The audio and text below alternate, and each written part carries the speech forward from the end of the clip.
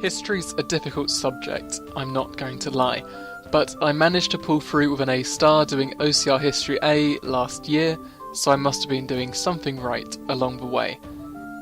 Here's a video dedicated to helping both AS, A-Level and maybe even GCSE history students through history. I've put up timestamps now if you want to skip to a more relevant section.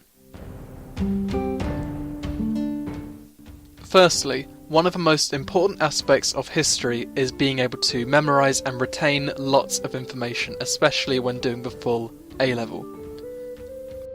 Notes in class I consider to be somewhat important, especially when detailing areas which the teacher considers to be important for the exam or extra things to look up after class, but due to the physical restraints of being able to take notes in class, they're usually not up to the standard of what you should know in the exam.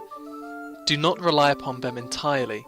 They are a good starting or reference point, establishing a basic overview of the course and the content you need to know, but ultimately you'll need to put in extra effort and work to build up these notes to a standard that are exam proof. So what I did is I used the textbook to form highly condensed notes. For my witchcraft course, for example, I was able to turn the textbook of around 190 pages into 25 pages of typed notes on around size 9 and 10. Now this process of turning the textbook's words into my own actually constituted a large part of my revision. It enabled me to remove textbook fluff, remove elements that aren't for my course, and the process of turning them into my own words cemented the knowledge into my brain. For courses which happened over a very large period, say 100 years or a few centuries, I found that creating timelines to be incredibly useful in learning chronologies. I found that through creating this timeline myself, I was able to more accurately remember where different events roughly occurred in the period, and then later on, through more revision, were able to remember exactly the dates on which they occurred. Sometimes I would also create mind maps. These are more useful for factor-based areas such as learning economic aspects, social or political aspects of a particular topic. I was able to remember the different topics surrounding a particular area, as I could remember the physical location of these factors on the map I created. It should be noted that mind maps are not particularly suited for learning things like dates, events, and cause and effect. They're more suited for learning different factors of a topic. So after I'd created my condensed notes, I literally copied and pasted them into a flashcard document I created. I printed these out, cut them out, and then religiously went over them again and again. This was my brute force method of learning, forcing my brain to remember information through repeated exposure. This was particularly so in the coming weeks and the days leading up to the exam, where simply repeatedly going over the content cemented it in my brain for the short term for the exam. If there was an area I found to be repeatedly failing at, such as being unable to remember certain dates or names, or the names of certain texts, I would create, usually physically using pen and paper, cards dedicated solely to them, going over them a few times, and then going back to my original flashcards. I suggest creating them with a question prompt. This enables you to not only get into the mindset of answering the question itself rather than reciting information, but also enables you to be tested by others if you feel like you need an extra challenge. Now, being able to recite a large amount of information is certainly crucial for history, but a large portion of the marks allocated are actually for your ability to write good essays and not just regurgitate facts. Therefore, to achieve the highest grades in history, it's important not only to be able to retain large amounts of information, but to also be able to apply these effectively and quickly in the exam. One of the most common types of history essays you'll encounter is the factor-based essay. People will often freeze whenever they read a question like this, write down every single factor they know, and then eventually come up to an answer or an argument in the conclusion. Examiners hate this. This is one of the key things you need to learn when doing history. You need to be crystal clear as to your viewpoint or your argument from the very beginning, i.e. in your introduction. In other words, your argument needs to be present throughout your entire essay. This shows to the examiner that you are fully aware of what you're articulating and that you have a great sense of argument. A general mindset I developed when going into history exams was that I had my argument and I would defend it to the death, every other argument was incorrect and I'm here to explain why.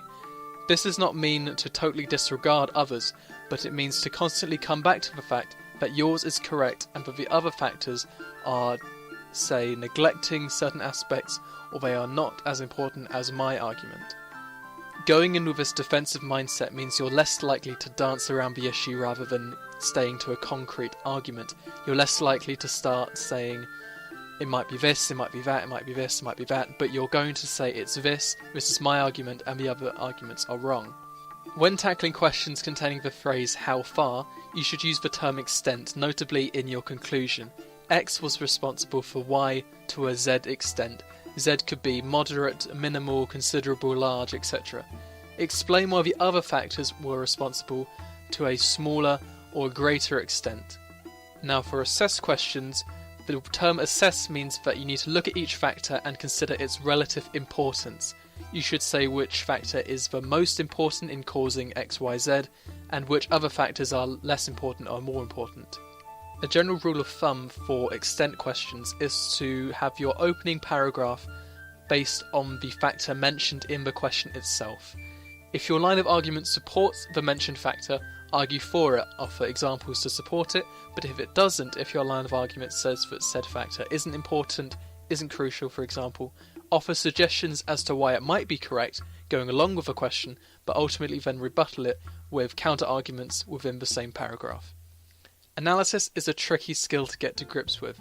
Basically, it's your ability to say what role each factor played, i.e. whether it facilitated another, whether it undermined another, whether it was an instrumental factor, for example, and being able to judge its actual importance in light of the other factors.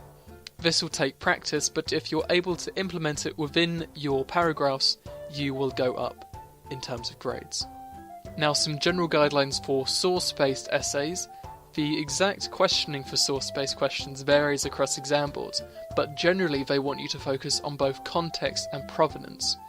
Provenance is usually the aspect which people most struggle with. It involves critically viewing a source and judging whether it's useful, whether it reveals anything, etc., based on its origins and its style, i.e. who wrote it, when, in what publication, for what purpose, etc. Knowing these can greatly affect how a source can be perceived and used. So whenever you're given a source question, you should try to answer these questions. Would the writer's position affect their view on the subject in question? Might the writer have a vested interest on the subject? Might the source's format, i.e. being a letter, a news article, etc., affect how the writer may speak or what information they may reveal? Was it written with hindsight or written during the moment? How might this affect their viewpoint? What tone does the source have? Do they sound like they're trying to persuade someone towards a particular view?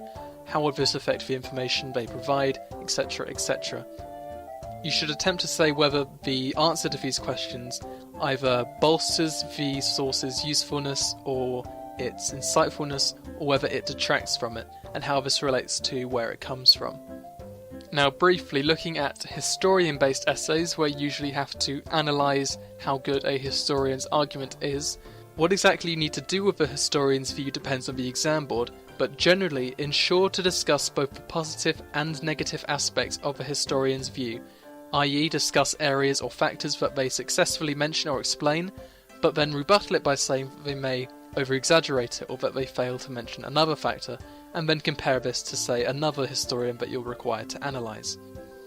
This was somewhat brief, but I hope you found some use and some tips in improving your history skills, and hopefully you'll get out with a good grade.